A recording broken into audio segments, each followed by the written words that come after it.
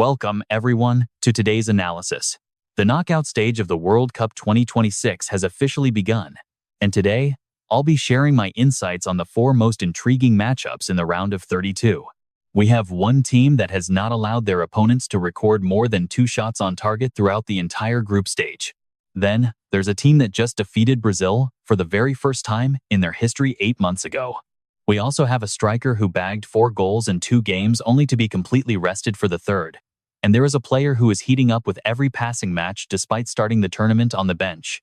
4 stories, 4 matchups, and I will be dissecting them all in today's video. If you find this content valuable and engaging, please hit that like button, subscribe to the Soy Dong Ko Trung channel, and turn on notifications so you don't miss out on our daily knockout stage match previews. Now, let's get right into it. The first matchup features Argentina taking on Cape Verde at the Hard Rock Stadium in Miami on this date, as the defending world champions face the smallest nation in history to ever reach the World Cup knockout stage. Cape Verde, an island nation with a population of just 525,000, is smaller than even the American state of Wyoming. They've written the most beautiful fairy tale of the tournament, holding Spain, Uruguay, and Saudi Arabia to draws to advance without a single defeat. But now, they must face Lionel Messi's Argentina. Let's talk about Argentina first. Messi netted a hat-trick in their opening match against Algeria, equalizing Miroslav Klose's record of 16 World Cup goals. He then went on to score a brace against Austria and added a superb free-kick goal against Jordan. With a total of 6 goals after the group stage, he currently leads the race for the Golden Boot. But Argentina isn't just about Messi. Their defense is the absolute best in the tournament so far. Throughout the group stage, opponents managed only 2 shots on target against Argentina, just 2 in 3 matches. That statistic perfectly illustrates Argentina's level of control over their games. They simply deny their opponents any opportunities, limiting their shots, and even when the opposition does shoot, they can't hit the target. Tactically, under Lionel Scaloni, Argentina plays with immense fluidity, commanding the midfield and transitioning incredibly fast once they win possession. Messi tends to drift out to the right or drop deep to collect the ball, drawing opposition center-backs out of position to open up space for the central strikers. Argentina's greatest strength is their ability to control the tempo of the game. They decide when to quicken the play and when to retain possession, forcing their opponents into a reactive state rather than allowing them to take the initiative. Now, let's look at Cape Verde. Many might assume Argentina will cruise to a 4-0 or 5-0 victory here. But I don't see it that way. Cape Verde didn't reach the round of 32 by fluke. They got here on the back of a rock-solid defense. Their 40-year-old goalkeeper, Vozinha, has been the revelation of the tournament. He made 7 crucial saves against Spain in the opening match to keep a clean sheet and pulled off several more spectacular stops against Saudi Arabia in the final group game, including a vital save in the 92nd minute. Vozinha now boasts over 16 million followers on Instagram, making him the most unexpected social media sensation of this World Cup. Cape Verde is the first debutant team to advance from the World Cup group stage undefeated since Senegal back in 2002. Their style is very clear: defensive block, absolute discipline, shutting down all space, and waiting for the right moment to counterattack. Throughout the tournament, they've only scored 2 goals, both coming in their 2-2 draw with Uruguay, including a spectacular free kick by Kevin Pina. Going forward isn't Cape Verde's strength, defending is. So, how will this match unfold? Cape Verde will undoubtedly set up a low block, likely utilizing a 5-man or even a 6-man defensive line to completely seal off the areas in front of their penalty box. Argentina will dominate possession, likely keeping it over 70% and patiently probe for any opening. The key question is whether Argentina can break down Cape Verde's defensive wall. I think they can, but it's not going to be easy. A 2-0 or 1-0 victory for Argentina seems like the most realistic scenario. Cape Verde won't let Argentina run riot, but Messi's individual brilliance, perhaps a free kick or a moment of pure genius, will ultimately make the difference. And with Messi chasing just Fontaine's 13-goal record, he won't pass up even the slightest opportunity. The second matchup pits Brazil against Japan at the NRG Stadium in Houston on June 29th. This could easily be the most thrilling clash of the round of 32. Brazil, managed by Carlo Ancelotti, topped Group C with 7 points. Following a 0-0 draw with Morocco, in their opener and subsequent 3-0 victories over Scotland and Haiti. Tactically, Ancelotti deploys a 4-4-2 system on paper, but in possession, it morphs into a 4-2-4 with 4 highly fluid attackers. Vinicius Junior plays wide on the left, while Matheus Cunha drifts from inside to out on the right to create an overload, meaning they crowd that specific zone with numbers. According to BBC Sport, Ancelotti encourages Vinicius and Cunha to execute diagonal runs. When Cunha cuts inside, Vinicius hugs the touchline, and vice versa. This is exactly how Brazil dismantled the defenses of Scotland and Haiti. Statistically, Vinicius Junior has scored 4 goals in 3 matches, finding the net in every single group game. He's the first Brazilian player to achieve this feat since Ronaldo in 2002, during Brazil's last World Cup winning campaign.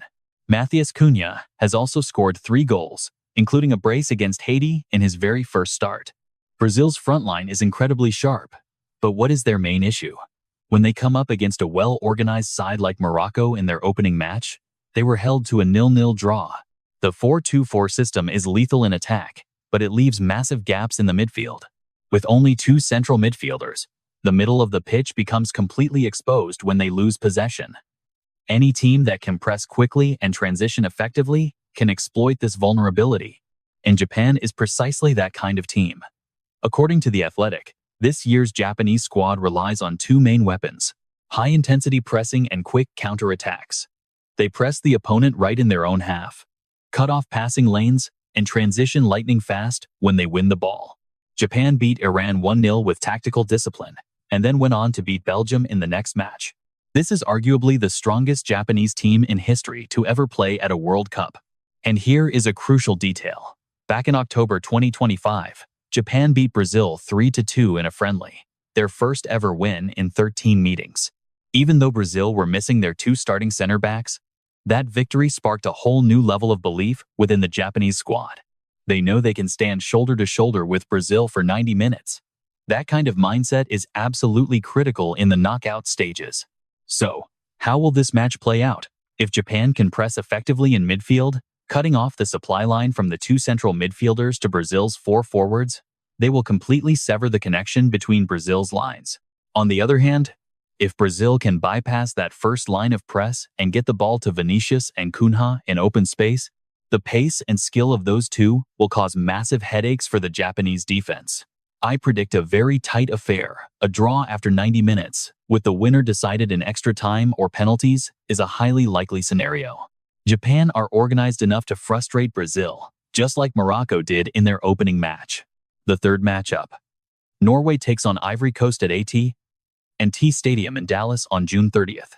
Norway returns to the World Cup for the first time since 1998, that is 28 years, and they are back with Erling Haaland, one of the most terrifying strikers on the planet. Haaland has been a sensation in this tournament, scoring 4 goals in his first 2 matches, 2 against Iraq and 2 against Senegal. According to Cha magazine, Haaland has 59 goals in 52 matches for the Norwegian national team.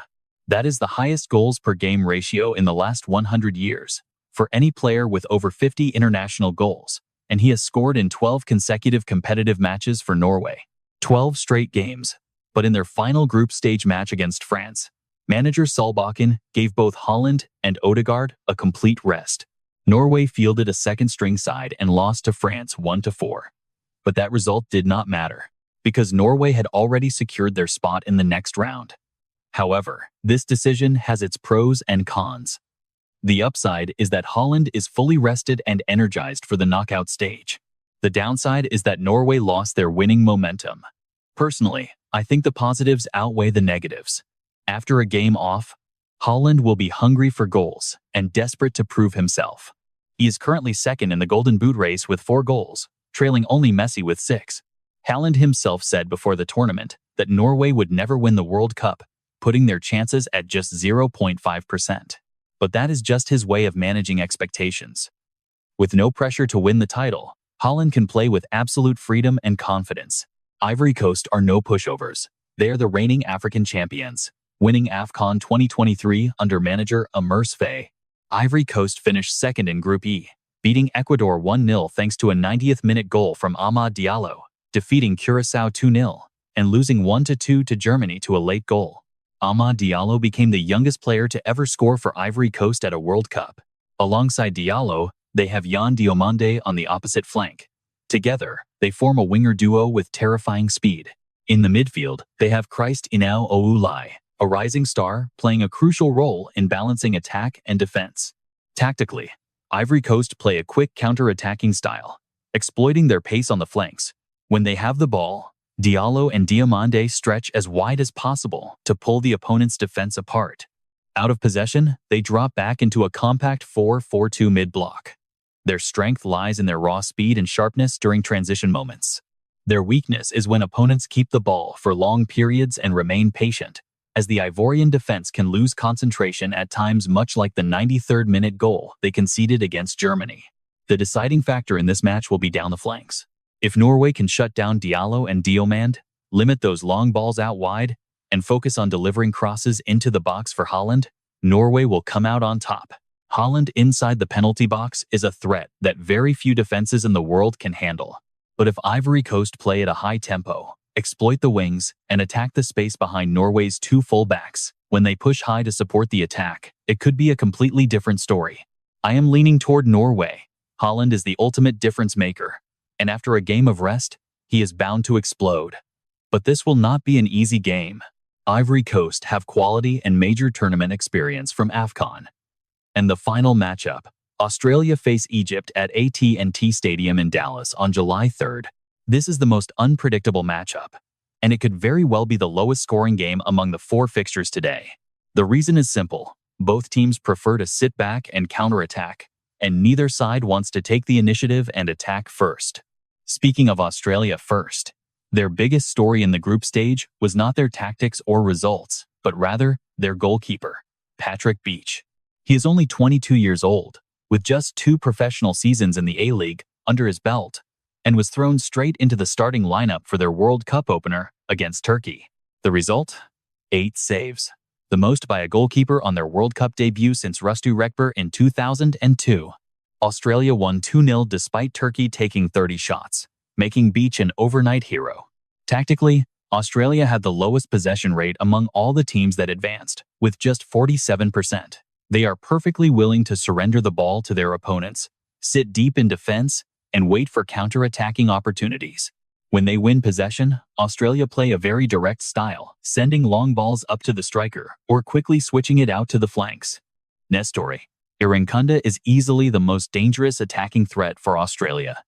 This youngster has incredible pace and superb dribbling skills. Over on Egypt's side, manager Hossam Hassan has made history by guiding the Pharaohs into the World Cup knockout stage for the very first time.